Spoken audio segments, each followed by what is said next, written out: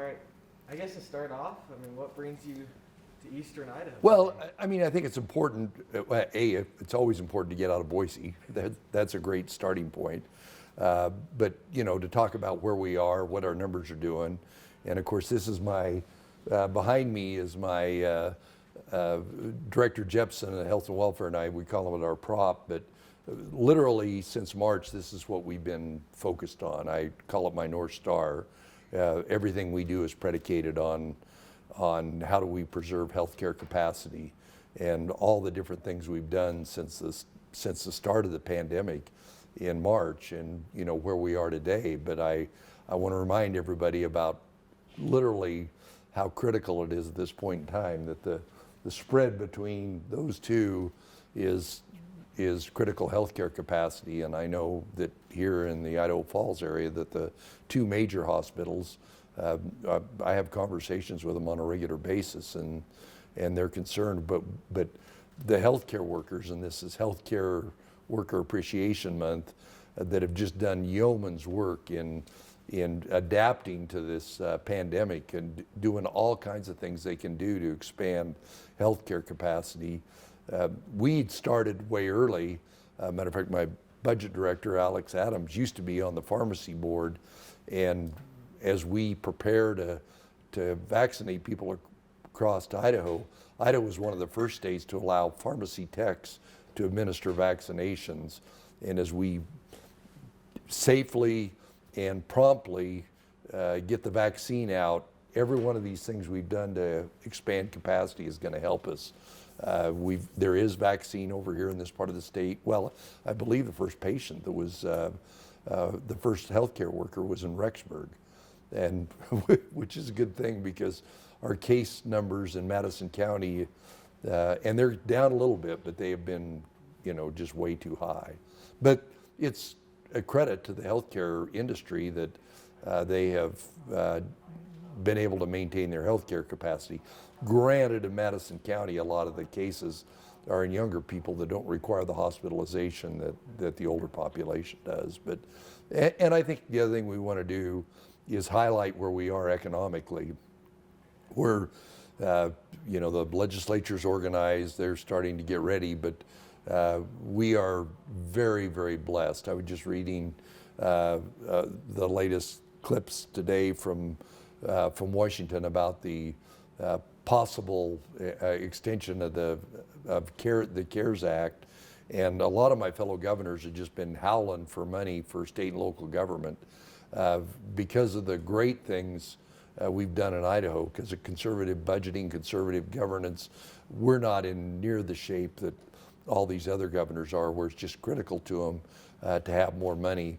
We took the CARES dollars we had, put it out to buck up healthcare capacity, sent it out to small businesses, particularly businesses that maybe didn't get help directly by the CARES Act.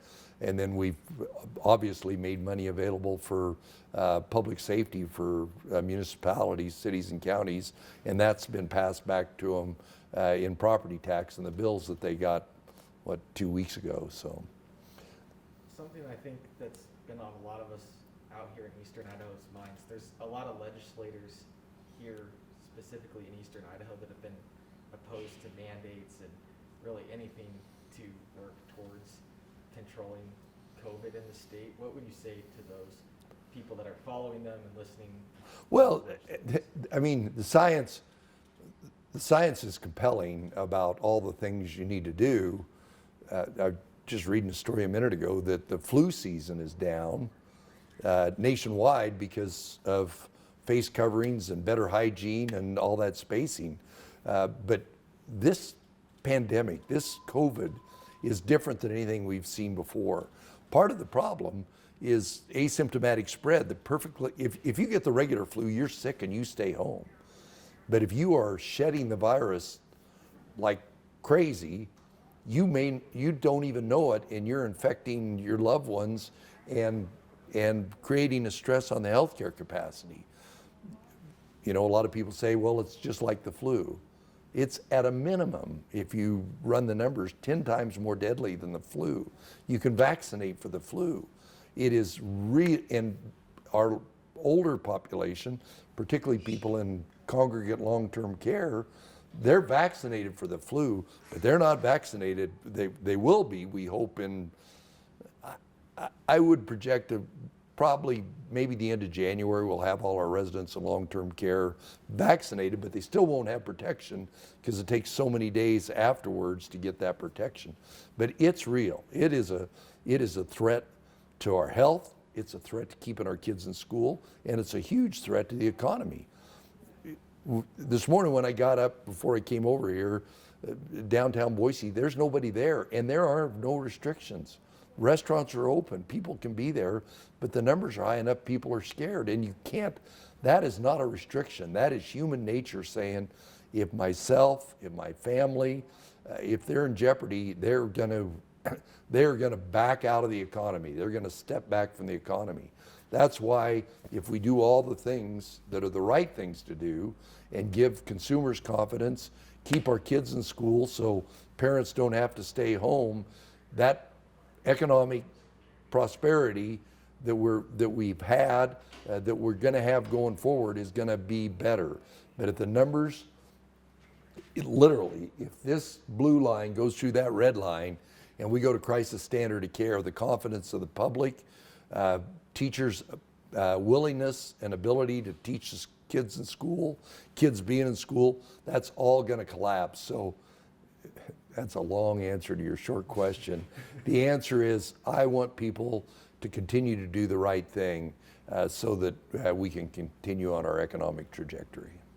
What is the update on the amount of vaccine shipments that are coming into the state? I know recently, Portland Medical Center, for example, they just started vaccinating their healthcare workers. Is there an update as to if there's any coming in? Well, the briefing, and Alex may know, or Marissa may know better, was that it looked like we were going to get about 30 or 40% less than the 16,000 doses, something like that, Alex?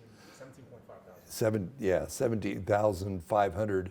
And of course, that's the Pfizer vaccine, which is really more difficult to get out because it has to be held at 90 degrees below zero, which you don't buy those freezers at Home Depot. That's part of the problem. We've got, and Idaho Falls was one of our first drop points, and that's why the first vaccinations were given to Rexburg, because we had the facility here.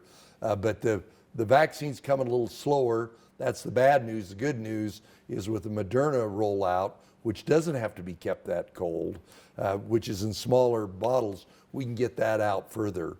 And then in the queue, we've got AstraZeneca and Johnson & Johnson. And of course, the Johnson & Johnson vaccine is only one shot. It doesn't have to be kept really cold. So those are all in the queue. We've got a vaccine advisory committee we've got a big committee, and then we've got a little group, and it's a dynamic process. If we get more vaccine, it's how do we get it out? If we get less, how do we prioritize it for our healthcare workers, residents of long-term care, people in long-term care, and then our public safety people. So we've got a dynamic process dependent upon how the vaccine comes into the state, the way we get it out. So To add to that, you mentioned how the doses that were supposed to come in were sort of cut in half. Could you reiterate the reason for that again? Well, the last I heard, nobody knows. I anticipate, and I had a call, well, it was 2 weeks ago. I was on a call with I have a call with the White House Coronavirus Working Group, and in fact, I asked, the Vice President called on me, and I asked him about it. And so when they send us 975 this really cold Pfizer vaccine, they're holding back 975, and then in like 19 days, they'll send it to us. I wonder if part of the reason the dosage, the original shipment is less, is they're doing the math and they're holding more of it back, because it's really important that within a few days, Alex, do you know how many days it is? It's supposed to be 21 days. Can it be like, I assume it could be like 18 to 25. That's basically the interval of a booster to have it reach that 95% efficacy, effectiveness. Let me talk about that just for a second. When we first started our coronavirus working group, and we knew there was a vaccine kind of in the process. We were hopeful that it would be 50 to 60% effective. These new vaccines that are 95% effective are literally off of the Richter scale for effectiveness. What it means is for us to go back to normal, to quit wearing these, for people to have confidence that we won't have to have as many people vaccinated because it'll be a lot more effective. Is the technology of messenger RNA vaccine, which should give your viewers and the public more confidence, because we're not giving them the COVID vaccine. What we're giving them is a little piece of artificially made genetic material that signals your immune system to create a resistance to the virus, compared to a lot of other vaccines where you really give the person. So I see absolutely no reason for people to be fearful of it. But every day that goes by, we'll monitor every person that gets the vaccination, and if there's problems, we'll address it. But that's why we went through that long process. We had Dr. Stephen Hahn, the FDA administrator, in Boise, and he met with our healthcare team, and he literally said, believe me, we're going to go through every safety protocol. We're not going to let paperwork get in the way, but as far as the safety protocols, we're going to meet them. So not necessarily COVID related, but you, I understand, had the chance to be on a Zoom call with governors and President-elect Joe Biden.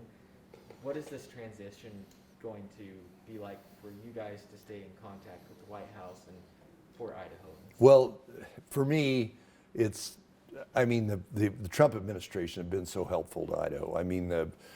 And whether it's the president, the vice president, the White House staff, all the agencies, and the new administration was trying to give us that confidence, and we will see. I have no reason to think that it would be in their best interest, but I'm hard pressed to think they'll be as responsive. But it's the beginning of it. But what my concern is everything we're doing in the healthcare area, the delivery of the vaccine, everything else in the healthcare field, that it be seamless. Other than the Secretary of Health and Human Services, there'll be a new Secretary of Health and Human Services. I believe, I don't know what they're going to do with Dr. Hahn at FDA, but I'm hopeful that they keep as much of that infrastructure in place so that there's no friction, no delays in the delivery of the vaccine and what we're doing on healthcare. And that's my hope, that that's the case, because that's the most critical thing right now. We've got to get past the risk of the pandemic, safety, people being out of work. Obviously, all my friends in the hospitality industry that have just suffered a real body blow, even though in Idaho it has been less affected than almost every other state. It's still, there are individual businesses that have really, really been hurt.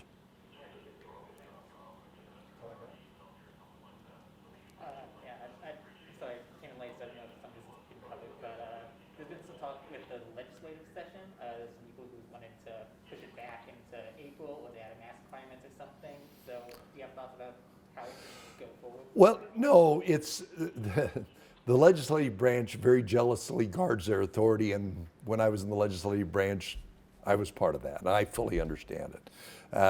The Constitution says that on the second Monday, the legislature will convene, and the legislature will and will honor that constitutional mandate that's in our state laws. What they do after that, but we have done a lot. Alex, how much money do we make available to the legislative branch for? It's under 2 million, like 1.8. We put, and we've been doing it for years, and you all know that about how much more available committee hearings are. Obviously, the floor proceedings, which, you know, for the further you are from Boise, the more important that is, that you have comfort level in knowing what's going on, and even better than that, how to participate. If it's a critical, if Bob has an issue with a bill on airport safety, that he can participate in that transportation hearing process. And we have done a lot in the legislature, to the legislator's credit, and compared to other states, we should be pretty proud of it. But the magnitude of everybody being together, I have confidence that the legislature will do the right thing. It will not be, and I was notified yesterday that the delivery of the state is going to be different than what it was in the past, because we have 105 legislators, we have all the Court of Appeals, we have all the Supreme Court justices, we have literally most of my cabinet all in the same room. That obviously doesn't comport with the advice that I'm giving everybody to maintain our healthcare capacity. But I have faith in the legislature that in all the legislators, Republicans and Democrats, they elect the speaker and they elect the pro tem. And the speaker and the pro tem, along with the rest of them, will make recommendations about what they do. But to make a big change, they got to have 2/3 vote of their bodies, because it's a rules change.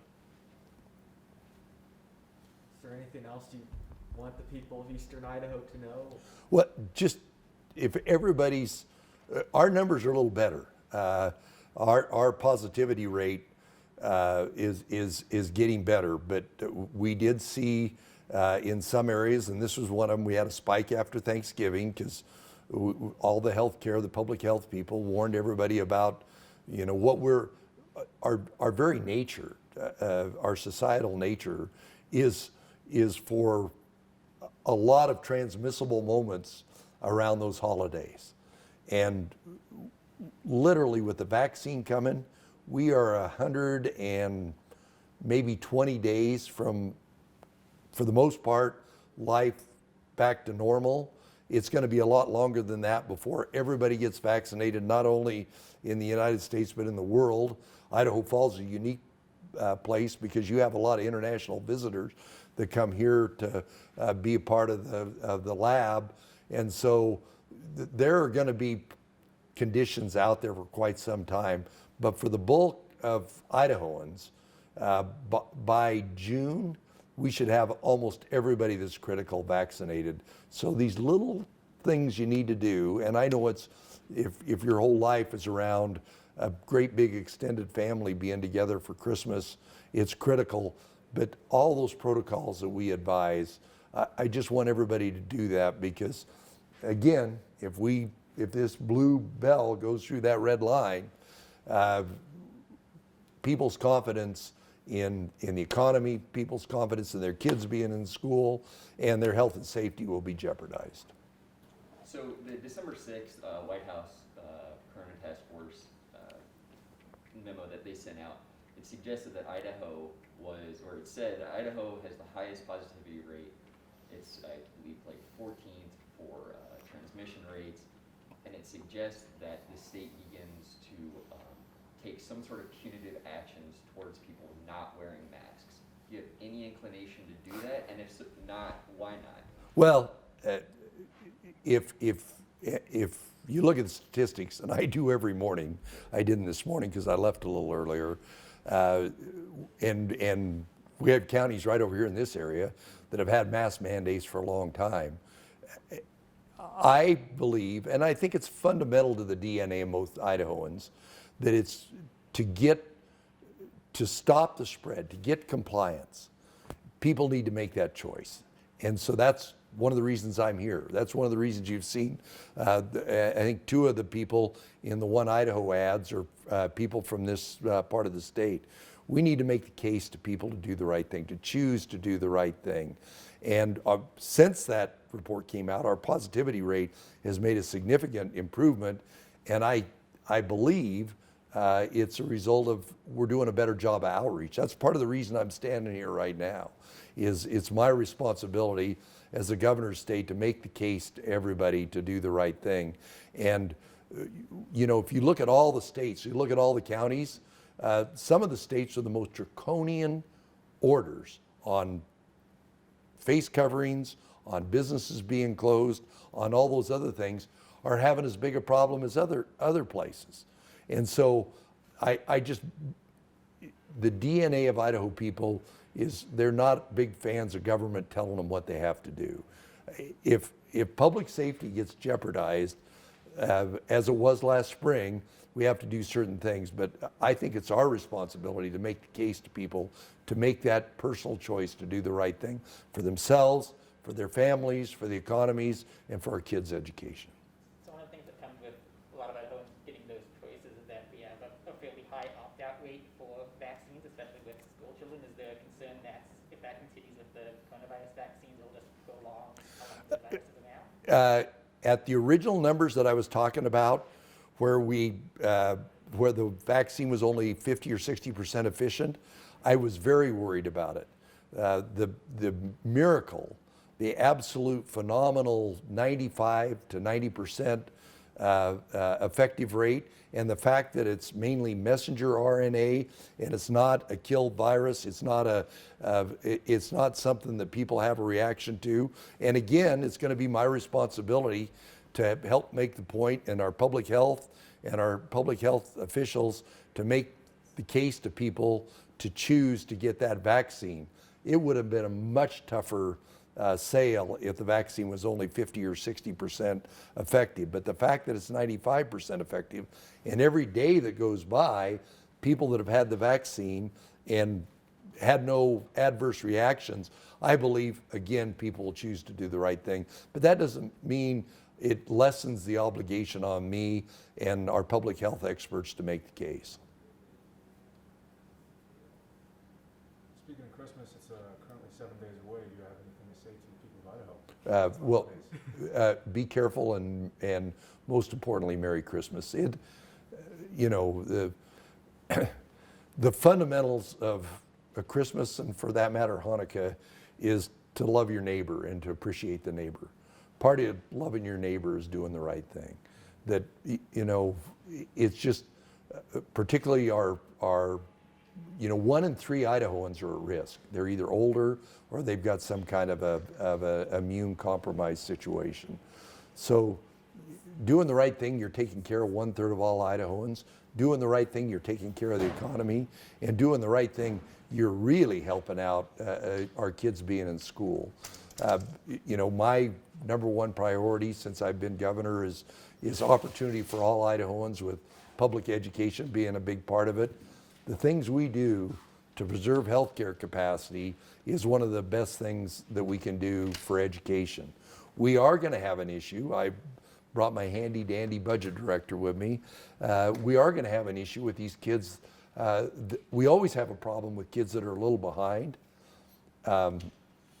And the fact that they were all out of school last year means that there's more of them that are behind. And so we're anxiously looking to work with legislative, the appropriators, the education committees on what we can do to help these kids caught up. But it's going to be a bigger problem if we have a big spike after Christmas. Because if we have a big spike after Christmas and teachers feel either A, they're infected and they're out, B, they've been exposed and they're out, or C, they're just flat. That's what happened last March. I didn't close down schools. It was the individual school districts that closed down schools. But of course, then we didn't have PPE, we didn't have the protective equipment, we didn't have all the protocols, we didn't know, we had done none of these things on this list. And that was the difference between March and today, is we continue to work on all of these issues there to make it to where we can keep the economy open. But a big Christmas spike, and as I look out the window, people are more inclined to probably be indoors in Idaho Falls than they are outdoors. That's just a higher risk. We were very fortunate this summer that, a lot of our, whether it be restaurants, whatever it is, people were outside, but being inside just exacerbates that risk. Did I miss anything, Marissa? I don't think so. Okay, go ahead. So today here in eastern Idaho is to help promote COVID across. To make the point for people to choose to do the right thing. I can't say that enough. It's as I say, it's in our DNA. that if we, and particularly given the point that it's Christmas time, if you choose to do the right thing, that aspect of loving thy neighbor is going to be promoted to a higher level. And you say, well, for all of our life, we've had these great big events. We've had, everybody loves a school Christmas event, choir event. Everybody gets together. Those are where those transmissions just go crazy, and we're not doing that because we want to penalize everybody. We're doing that because we want to preserve that healthcare capacity, keep people safe, keep kids back in school, and have more prosperity in our economy. So what is going to be the plan when we inevitably crest that dotted line post-Christmas? What's going to be happening with our healthcare providers? Well, there's two things. The one thing that will happen, and we frankly started talking about this last March, given the magnitude of it, is crisis standard of care, where we have to basically prioritize that I'm old and I don't get the care that somebody young like you would with a young family versus somebody that's maybe doesn't have a chance on a ventilator, and nobody wants to do that. Crisis standard of care is literally, envision MASH, or envision a war situation where the patients are coming in and they're going, I'll work on this one. Unfortunately, I can't work on that one. Now, in our modern healthcare, it's different than that. But crisis standard of care actually came from hurricane areas where hospitals got overrun and they had to, their power was out, people couldn't get to work.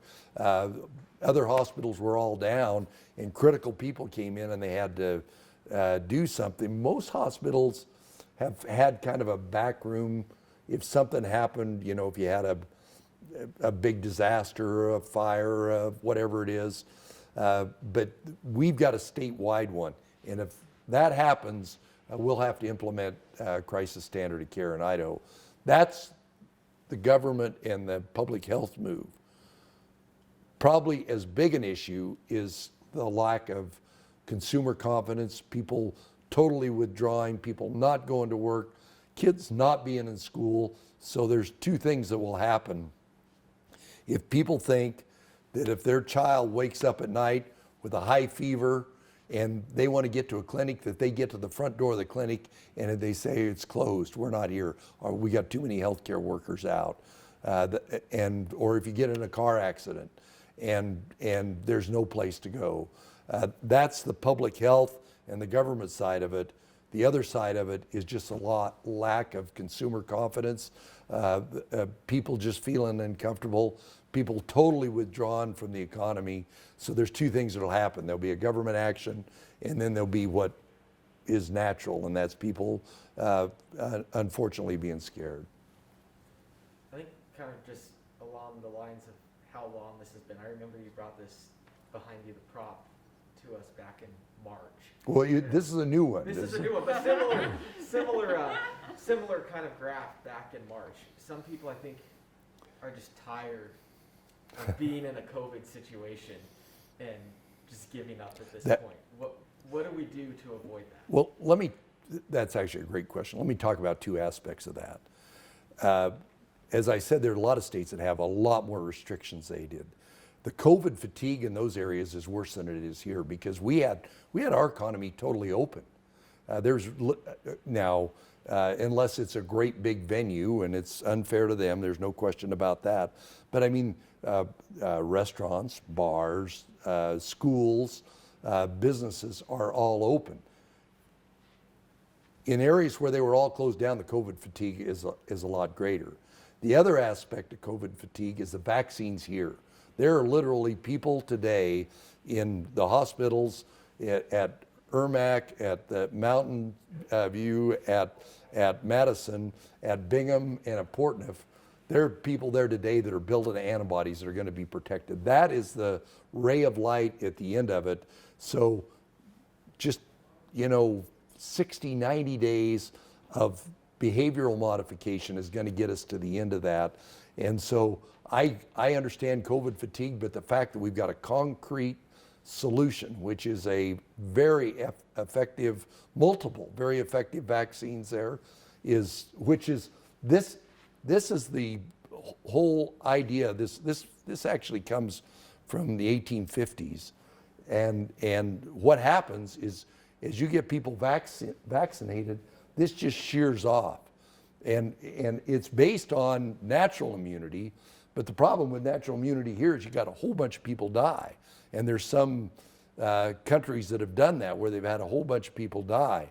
The vaccine here is what's going to drop that down. So I'm urging people that have COVID fatigue to realize that it's really, we're on the cusp of getting through this incredible pandemic.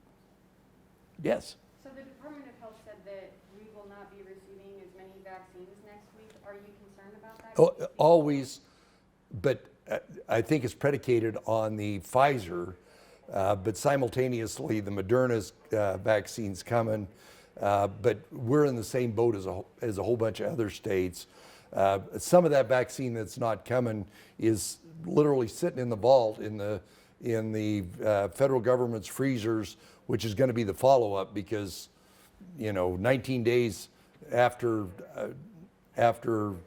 somebody in the hospital gets a shot, there'll be another shot, there'll be another bottle of vaccine that'll show up for their booster. We were surprised, but what I know is originally we thought we were going to get 30,000 doses. Then we thought we were going to get 16,000 doses, and now we think there's going to be 10,000 doses. That's the bad part. The good part is the Moderna, the Johnson & Johnson, the AstraZeneca are all in the queue and are all coming. And then there's some vaccines in other countries, but our confidence level with other vaccine is real low compared to our incredible confidence with the vaccines we have here in Idaho, or in the United States. How many have you ordered? Well, I told a 4-star Army General Gus Perna, you send me all you got. If some other state doesn't want them, we'll take them. We've got a dynamic process to deliver them. Whatever federal government's paying for it, federal government's delivering it. I guess the federal taxpayer, to be honest about it. But we've got a dynamic plan to where if they send us more, that's one of the reasons that I deployed the National Guard to assist healthcare, because I got a strained healthcare system that's got all these patients and all this other, and they've got their professionals that are out, and that's why we made the Guard available to help, whether it be testing or whether it be the delivery of they won't be delivering the vaccine, but they'll be doing a lot of the paperwork, a lot of the logistics, traffic control. They'll be doing a lot of that work there. So if they send us more, we'll take it.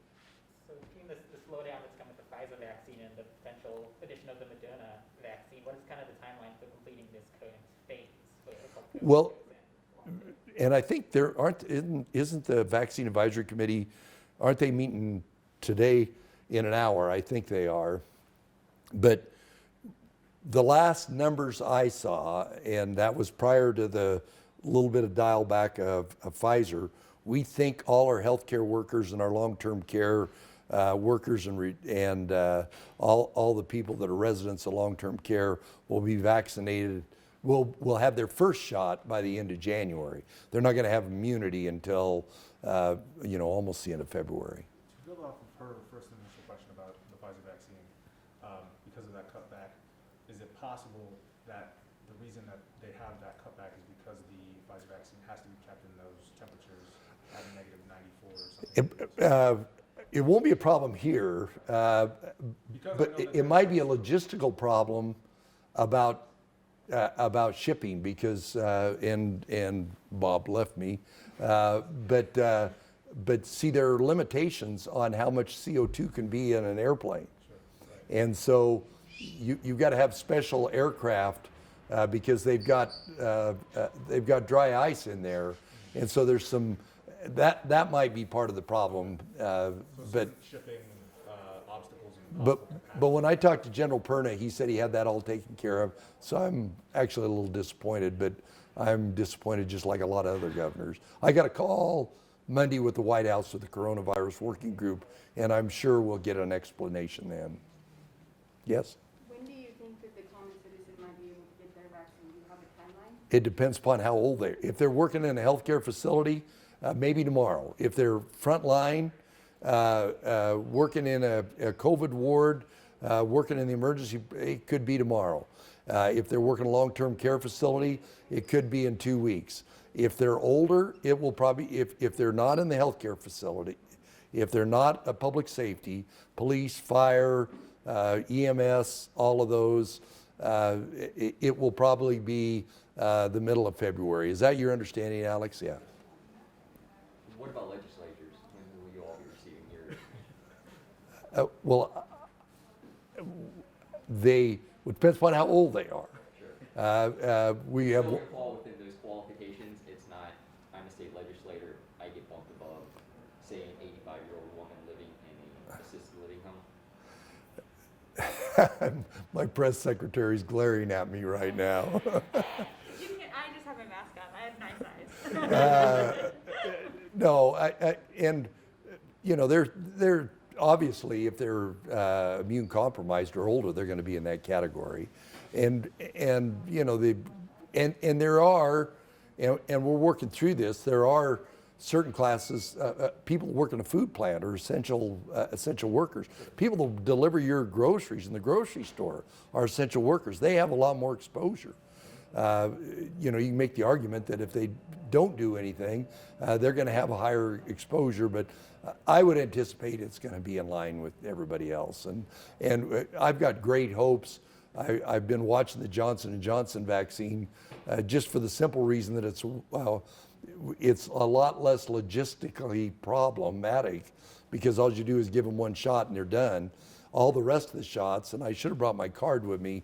I was at St. Al's when they were delivering some of the first inoculations. When I was at St. Al's, it's just a regular card from CDC that says Pfizer and the date you got it, so you know to get the second date. Of course, that'll go into a record system, but it's not a very sophisticated system. But if it's Johnson & Johnson, it's just one shot. You don't have to have the logistics. That's when our vaccination issue is going to be under more stress, is when we got more vaccine coming in and then the early people being vaccinated at the same time. And so we are ramping up what the public health, what the pharmacies are doing, what everybody's doing, because that's when, you know, kind of the end of January, we're going to have all those people that are just vaccinated and get their second shot, and then we're going to have the other ones coming in. So we are queuing up to be prepared to where there's the least amount of friction in that being an efficient process. Is there any interest in you, the legislators getting vaccinated on camera in the same way that Mike Pence, some of the notices have? Well, when it comes my turn,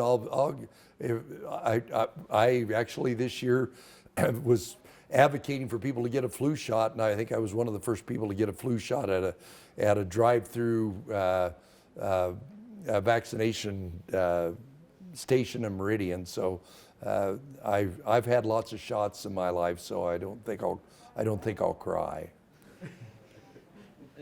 I know I'm kind of beating a dead horse here regarding the mask mandates, but what would you say directly to the person that is working a low-paying job? They have to go to work every day. They're working at a grocery store, and they have to deal with people that refuse to wear masks. Because the onus is on the business owner to enforce this, yet they are the ones that are going to feel the ramifications of somebody choosing not to wear a mask. It's sad that people aren't making that choice. If somebody doesn't want to wear a mask out here working on the tarmac, Sure. That's a whole different deal. But if they're exposing somebody else, they should make that choice to do the right thing. Bonneville County and Madison County and a lot of the counties here have been under a mask mandate. But you got to realize that we don't have, that's why it's so important people make a choice. We don't have public health police. Now, we do have public health does a lot in a restaurant to make sure the food is clean and that the sanitation is right and that the dates on the food match up. But to go out and go all through society, it would be logistically, and look at every state. I mean, look at the states where they've done all kinds of things and they're having a big problem with enforcement. That's why I default naturally by my very nature to making the point, I would rather spend the money promoting, PR for people to do the right thing than go out and do law enforcement on a very narrow basis. Now, if somebody's flaunting it, that's a whole different deal. But I just think we ought to make the case of why that's the right choice for yourself, for the economy, for healthcare going forward, and I am empathetic to that person. But a lot of the businesses have ramped up what they're doing.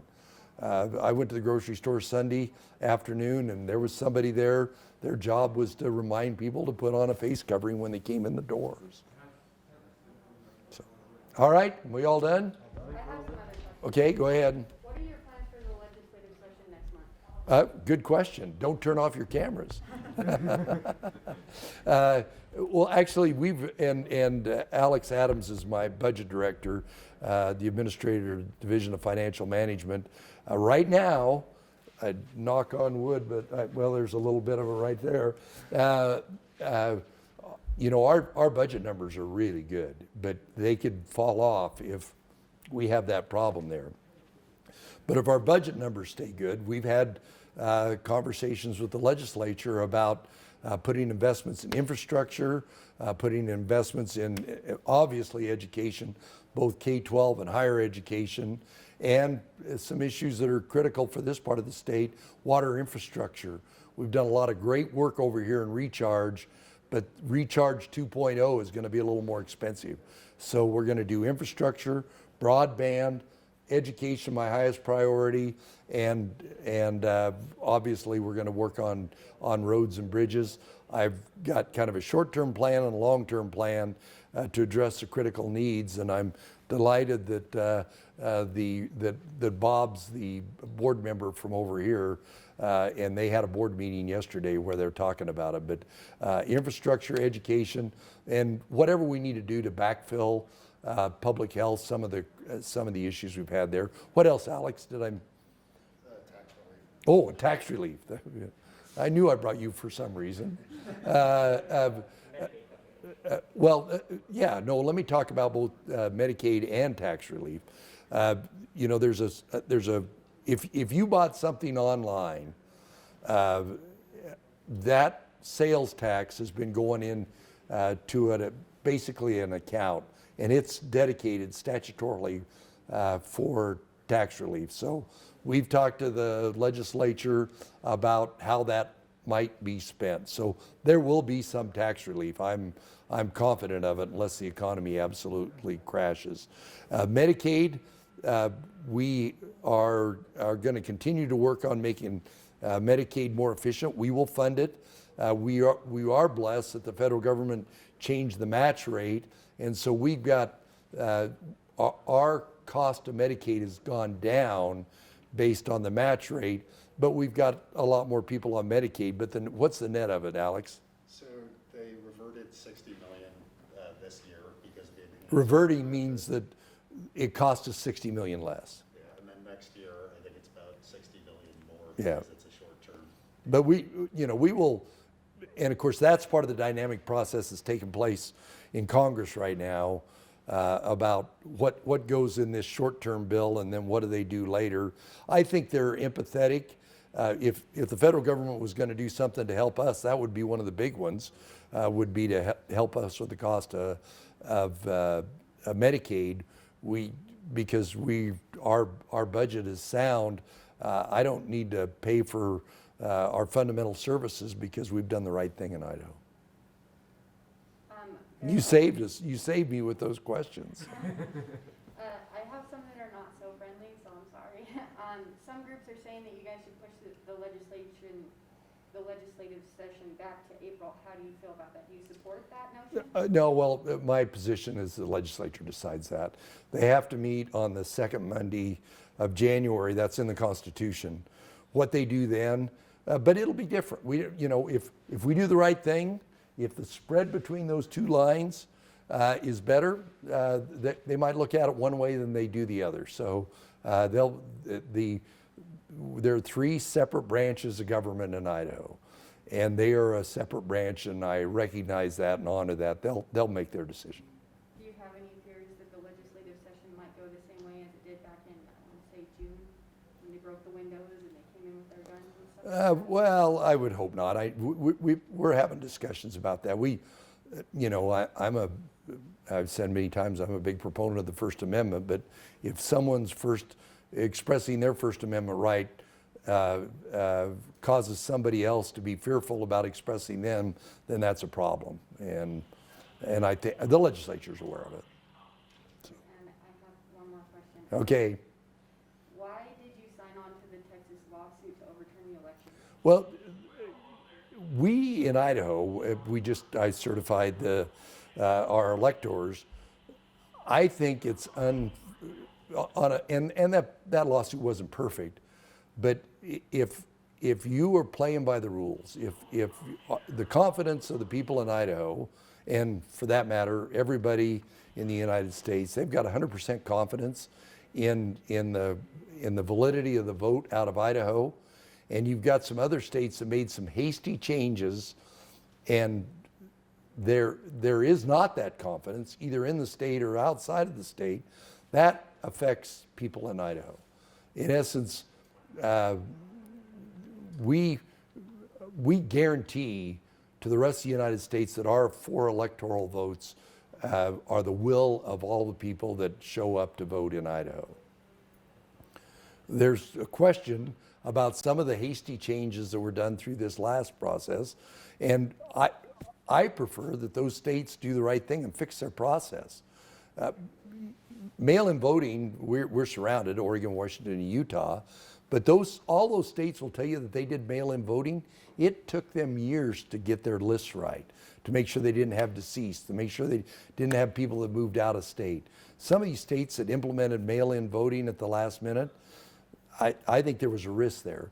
The bottom line is the spread between the number of votes was enough that we didn't have a Florida situation in 2000 that it was a different.